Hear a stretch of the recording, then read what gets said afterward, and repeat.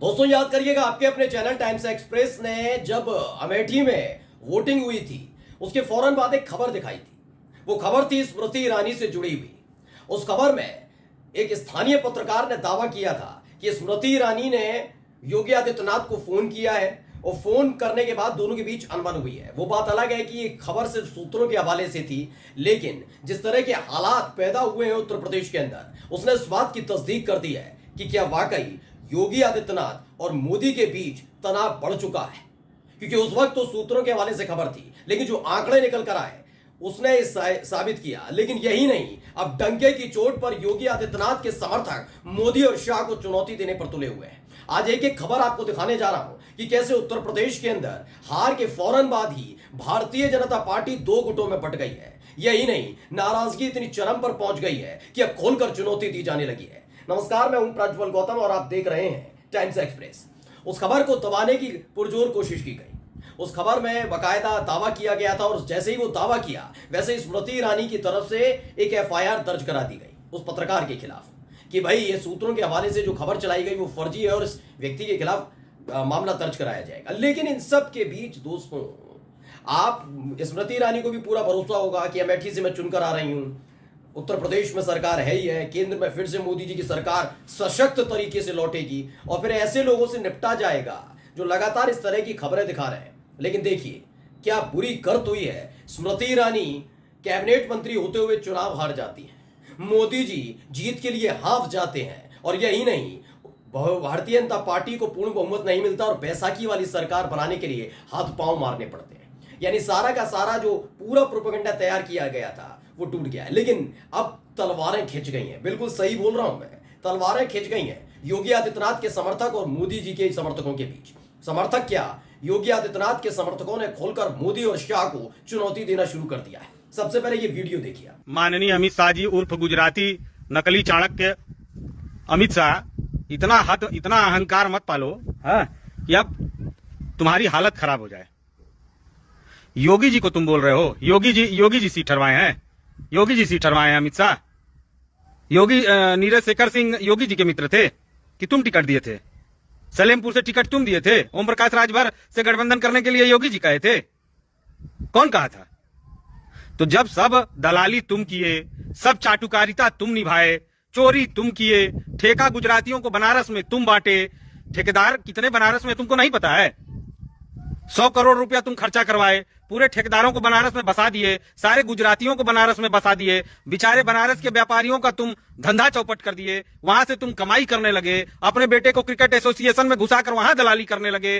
पूर्वांचल में तुमने हर सीट बेची। अमित शाह, तुमने गाली देने के बावजूद, बाबा के मना करने के बावजूद तुमने ओम प्रकाश से गठबंधन किया, तुमने दारा सिंह चौहान से गठबंधन किया, तुम सबको टिकट बांटे और बोल रहे हो बाबा के कहने से है। बेशरम बेहया आदमी है। अरे तुमको जिता दिया गया इसलिए क्योंकि बाबा थे, नहीं तो तुम तो गुजरात से तड़ी पार थे, अब जेल चले जाते। जो बनाना बिगाड़ना होगा बिगाड़ लेना, कह रहे हैं, समझ गए? चोर कहीं का। तो संजय सिंह है आम आदमी पार्टी के, उन्होंने कहा यूपी के इस युवा की प्रतिक्रिया जरूर सुनिए, इसके मन में अमित शाह की तानाशाही को लेकर कितनी पीड़ा है, कितना गुस्सा है। इन्होंने साफ साफ कहा, भाई लगातार ये दावा किया जा रहा है कि उत्तर प्रदेश में योगी आदित्यनाथ की वजह से उत्तर प्रदेश में बीजेपी की हार हुई है। सीटें पहले मैं आपको दिखा देता हूं कि किसने कितनी सीटें जीती और उसके बाद सोचिए उत्तर प्रदेश में 62 सीटें, 62 सीटें उत्तर प्रदेश में बीजेपी ने जीती थी। 5 सीटें जीती थी समाजवादी पार्टी ने और 10 सीटें जीती थी बहुजन समाज पार्टी ने और 2 सीटें गई थी खाते में, किसके? अपना दल के खाते में भी गई थी। यानी कुल मिलाकर अच्छा खासा वजूद था। लेकिन हुआ क्या, इस बार 37 सीटों पर समाजवादी पार्टी ने अपना परचम लहराया, 33 सीटों पर बीजेपी सिमट कर रह गई, कांग्रेस को 6 सीटें मिली और राष्ट्रीय लोकदल के खाते में 2 सीटें आई। इसके साथ साथ आप कहेंगे तो चंद्रशेखर की एक सीट आई नगीना, और अपना दल यानी मिर्जापुर से रह के कैसे भी करके जीत गई अब अनुप्रिया पटेल। तो कुल मिलाकर यह आंकड़ा रहा। इसके बाद अब यह दावा किया जा रहा है कि दिल्ली वाले जो नेताजी हैं बीजेपी के, वो दबाव डाल रहे हैं योगी आदित्यनाथ पर। योगी आदित्यनाथ पर जिम्मेदारी छोड़ने चाहते हैं। वो चाहते नहीं है मोदी जिम्मेदारी लें इस बात की, लेकिन चाहते हैं योगी आदित्यनाथ जिम्मेदारी लें कि उत्तर प्रदेश में जो बीजेपी का बेड़ा गर्क हुआ वो योगी की वजह से हुआ। और इसी ने एक नया विवाद उत्तर प्रदेश के अंदर खास तौर पर योगी और मोदी के बीच पैदा कर दिया है। अभी आपने सुना, उन्होंने सीधे सीधे शाह बाबू को क्या चुनौती दी कि किसने प्रत्याशी तय किए थे, कौन लेकर आया था सुभाषपा को अपने साथ? घोसी सीट पर किसने कहा था अरविंद राजभर लड़े? किसने दी थी टिकट बलिया में? ये तमाम सवाल अब पूछे जा रहे हैं कि सारा का सारा किया धारा करो शाह बाबू, बनो खुद के लिए चाणक्य, और आखिर में जब हार हो जाए तो फिर डाल दो योगी आदित्यनाथ पर, और यही सीटें अगर बढ़ जाती हैं तो कहते मोदी का जादू है। सीधे चुनौती दी जा रही है, यानी भारतीय जनता पार्टी दो फाड़ होती हुई नजर आ रही है। खुल्लम खुल्ला चुनौतियां, बगावत, टूटन की संकेत, ये तमाम चीजें मिल रही हैं। अब एक और चीज दिखा रहा हूं कि जो कट्टर हिंदुवादी हुआ करते हैं वो किस तरीके से नाराज हुए। पहले वीडियो देखिए।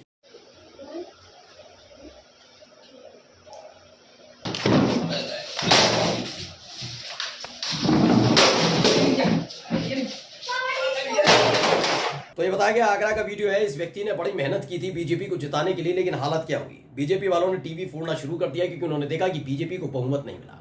एक तरफ योगी आदित्यनाथ और मोदी के समर्थक आपस में भिड़ रहे हैं, मतलब दिल्ली वालों को अब उत्तर प्रदेश से चुनौती मिल रही है। अब एक और शानदार वीडियो मैं आपको दिखाने जा रहा हूं, पहले ये वीडियो देखिएगा। शायद आप इस शख्सियत को पहचान ना पाए जो इस वक्त इंडिया टुडे पर फूट फूट कर रो रहा है। ये इसलिए रो रहा है, ये बीजेपी के समर्थक, मतलब ये बीजेपी के नेता नहीं है, हाँ, लेकिन बीजेपी के समर्थक जरूर थे। ये वो लोग हैं जिन्होंने एक्सिस माई इंडिया, सी वोटर्स, इस तरह के जो विश्लेषण करने वाली कंपनियां हैं ना, उनके नाम पर देश की जनता को बेवकूफ बनाने का काम किया, गुमराह करने की कोशिश की।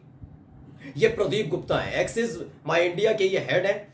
इन्होंने पूरा विश्लेषण दिया था। जो विश्लेषण दिया था इनके मुताबिक 390 यानी 400 तक पहुंच रहा था बीजेपी का आंकड़ा, एनडीए का आंकड़ा। ये कह रहे थे कि 400 पार है इस बार, 400 पार, 400 पार, 400 पार। इन लोगों ने नारा गढ़ना शुरू कर दिया। सोचिए, एक तरफ मोदी कह रहे थे नहीं ऐसा नहीं है, लेकिन ये तब भी मानने के लिए तैयार नहीं थे, जी कर रहे थे। जब वहां पर सबके सामने जलील हुए सैटेलाइट चैनल पर, ये क्या आंकड़ा दिखा दिया भाई? क्यों दिखाइए, दिखा देता हूं, देखिए क्या हुआ। ये सबसे पहले आप देखिए क्या आंकड़ा बताया गया था इनकी तरफ से। एक्सिस माई इंडिया ने बताया 380 सीटें आने जा रही हैं एनडीए की। 380 एनडीए की 380 आई कितनी? 291, यानी आप आंकड़ा लगाएंगे तो 89 सीटें कम आई। 89 सीटें, 89 सीटें। सोचिए, 100 सीटें बढ़ा बढ़ाकर बीजेपी का गुणगान करने में लगे थे। क्या बता रहे थे? इंडिया गठबंधन की इस बार केवल 149 सीटें आएंगी, और आई कितनी? 234 सीटें। यानी आप सोचिए कि कैसे इंडिया गठबंधन की सीटों को ले जाकर एनडीए के खाते में डाल रहे थे। ये बल्ले बल्ले बहुत की है इस आदमी ने। लेकिन अब क्या हुआ? जब प्रदीप गुप्ता ने देखा कि उनका सारा करियर चौपट कर दिया बीजेपी ने, अब कोई भरोसा ही नहीं करेगा एक्सिस माई इंडिया जैसे पोल करने वाली कंपनी पर, तो क्या हुआ देखा आपने? रोने लगे। उत्तर प्रदेश का आंकड़ा देखिए, आपके अपने चैनल टाइम्स एक्सप्रेस का आंकड़ा सटीक हुआ है। हमने दावा किया था कि 50-51 सीटें आएंगी, लेकिन 44 सीटें इंडिया गठबंधन के खाते में आई हैं।